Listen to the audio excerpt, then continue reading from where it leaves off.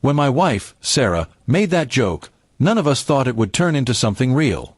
It started as a casual evening barbecue in our backyard. A few neighbors gathered around the grill, laughter filling the air. Sarah was always the social one, witty, confident, and the center of every conversation. Our new neighbor, Emily, had just moved in next door. She was young, maybe in her mid-20s, bright-eyed and cheerful. The two of them hit it off quickly, chatting and laughing like old friends. I was flipping burgers when Sarah, after her second glass of wine, looked at Emily and said with a smirk, "You can have my husband if you want, he's all yours." Everyone laughed. It was supposed to be a joke, but there was something in Emily's smile that didn't sit right with me. It wasn't nervous laughter. It was curious. Over the next few days, I noticed Emily visiting more often. She'd borrow small things, salt, a cup of sugar, sometimes tools she didn't need. Sarah didn't seem to mind. In fact, she encouraged it, often teasing, "See, I told you she likes you." I brushed it off at first, thinking it was harmless. But then the visits became longer, and Emily began showing up when Sarah wasn't home. One afternoon, I came home early from work and found Emily on our porch, holding a plate of cookies. She smiled and said, "Your wife said I could drop by any time." We sat on the porch for a while, talking politely. She complimented Sarah often, but I could tell her eyes were studying me more than listening. It made me uncomfortable, so I started avoiding her visits. That weekend, Sarah mentioned she'd invited Emily over again. "She's sweet," Sarah said. "Besides, you two get along so well, it's funny how jealous our other neighbors are." Her tone was light, but I sensed a bit of pride behind it. She enjoyed the attention, the idea that someone younger found her husband appealing. It was all a game to her, and I didn't know how dangerous that game was becoming.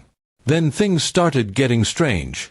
Emily began texting me, short messages like, "Hope your day's going well," or "Your wife told me you're great at fixing things." I told Sarah about it, expecting her to be concerned.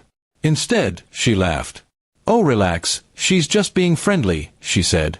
"You take things too seriously." But I wasn't wrong to be cautious. One evening when Sarah was running late from work, Emily showed up at our door again, saying she'd seen my car and wanted to keep me company. I firmly told her it wasn't appropriate and asked her to leave. She seemed embarrassed, muttered something about Sarah joking that I was lonely when she's away, and left quickly. When Sarah came home, I confronted her. "You told Emily I'm lonely?" I asked. She rolled her eyes. "It was just a joke, Mark. You really can't take humor anymore, can you?" That night, I realized something had shifted between us. The light-heartedness that once made her fun now felt careless and cruel. A week later, everything fell apart. Emily's boyfriend, whom none of us even knew existed, showed up at our house in anger. He accused me of leading Emily on. Apparently, she had told him I'd been flirting, even that Sarah was encouraging her to take a shot at me. The scene was chaotic, him shouting, neighbors watching, Sarah frozen in shock. After he left, Sarah's laughter was gone. She finally saw the damage her jokes had caused. She went to speak with Emily the next day, but came home pale and shaken. "She said I gave her permission," Sarah whispered. "She really thought I meant it." It turned out Emily had taken everything Sarah said literally. She'd even told some neighbors that Sarah was open-minded, and didn't mind if I spent time with her. Gossip spread like wildfire. Our once friendly neighborhood turned cold, filled with awkward glances and whispers. Sarah tried to fix things, but the trust between us had cracked. I wasn't angry as much as I was disappointed. Her careless words had not only embarrassed us but also exposed how thoughtless she'd become about our relationship. We began arguing more, and the laughter that used to echo through our home faded into silence. Eventually, Emily moved out after the chaos with her boyfriend escalated. She left without saying goodbye, and no one missed her. But the damage to my marriage remained. Sarah apologized again and again, promising she'd never joke about us that way.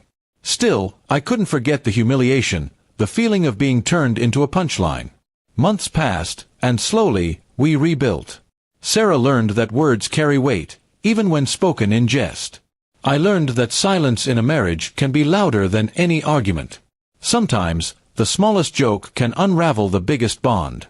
And every time someone laughs too loudly at a dinner party now, Sarah reaches for my hand, as if to remind herself, and me, that not every joke is worth the laugh it brings.